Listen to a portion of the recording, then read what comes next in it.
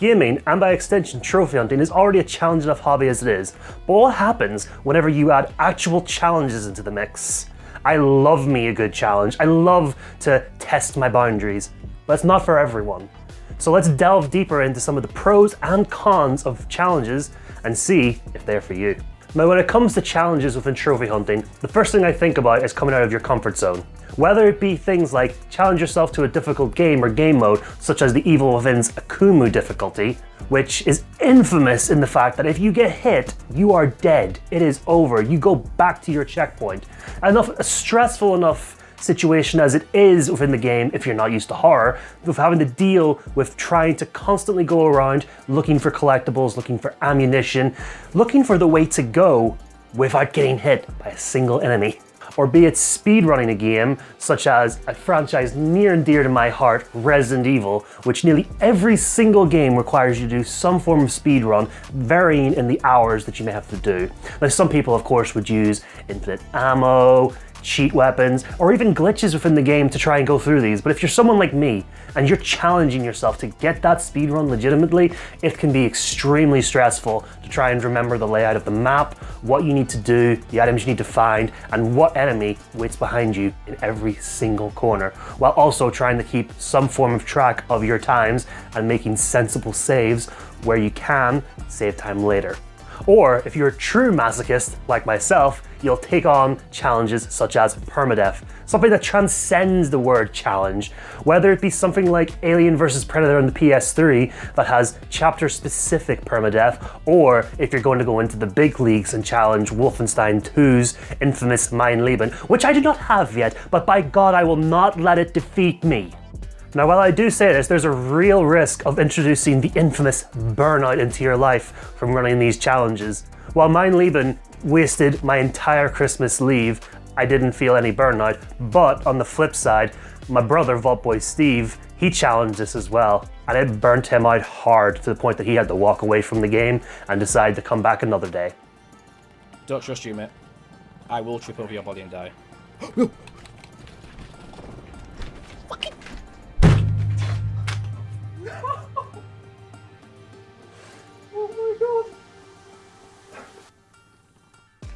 No!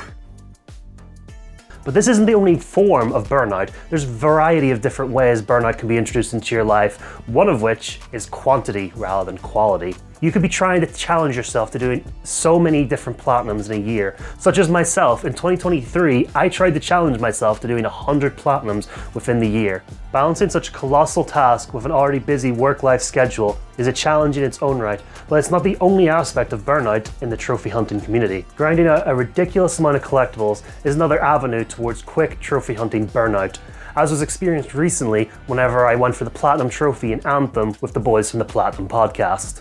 Challenges can also introduce you to new perspectives in the trophy hunter community. Like the clothes we wear and the things that we do in our lives, everyone's different in the way that they hunt their trophies. Some people are completionists, which like to do both the main game to get the platinum and the DLC, which will also lead into 100% accounts, such as the way Platinum Bro used to be, where he cared about his completion percentage. Or you could be someone who just likes to take things casually and just play easy games, usually around the tier of 1 to about 4 or 5 difficulty, usually in the indie category.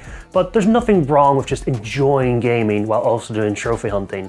But on the flip side, there's also people who like to go for those juicy ultra rares, like my boy ZXL, who loves getting a platinum when it has a number of ultra rares against them. Another risk that you can open yourself up to with trophy hunting challenges is to having regrets. Whether it be that you're going for numbers and doing little trashware games just for a quick and easy platinum just to boost those numbers, or if you're going for a game that's well known in the community or a decent challenge such as Returnal or The Last Guardian, things that trigger PTSD in my mind, dealing with the likes of the horrible AI of Trico, or having to go for those RNG collectibles in those RNG generated biomes drove me mentally insane to the point that I can never think of looking at sequels to those games if it ever happens. But one thing I don't regret is the people I met along the way. During one of my first ever team challenges, I got to meet the legendary Vault Boy Steve, who's now like a brother to me, whenever we did Aliens Fireteam Elite together. While we were on different teams, it still brought us together to take on the challenge because I knew he was a skilled gamer and knew he would help me along the way. But in that very same team challenge, we saw the worst come out in people that we actually got along with pretty well. Gotcha, bitch! Competitiveness can bring out the worst in you and the worst in other people. You have to remember to have fun first and foremost, but there are some people out there who just like to be on the top, who have an elitist personality, and this is one of the dark sides of the challenges. Challenges don't always have to be within a team. In fact, they don't even have to be part of the community. They could be your own personal ones, which leads into my next point of challenges creating goals for yourself. Whether it be creating your own personal Plot the Alphabet challenge or setting up a goal for yourself of cleaning up X amount of games from your backlog. Such as my boy Guy Faruski, who had himself a personal challenge of cleaning up his own personal backlog as much as humanly possible from the previous generation consoles. Or putting the backlog aside, you could be setting yourself a personal challenge of platinuming or 100%ing all the games in a particular series, a challenge that I've took on for myself with my near and dear franchise, as I mentioned earlier, Resident Evil. I really do hate myself, don't I? That's gonna be a lot of gaming I have to do. Well, speaking about goals, some people, as previously mentioned, might have long-term goals, such as attaining or maintaining a 100% account or 100% completion on the likes of PSNP. Doing these challenges can distract you away from doing your 100% account, or adds on even further goals, more games that you'll have to complete, and 100% to attain that long-term goal. Sometimes it might even ruin it if you run into a nasty, unobtainable game that you've booted up for part of a challenge. Like I previously mentioned, we're all different and we all game differently. Through these challenges, we might introduce ourselves to new game series, new genres per se, of games that we may want to play again in the future.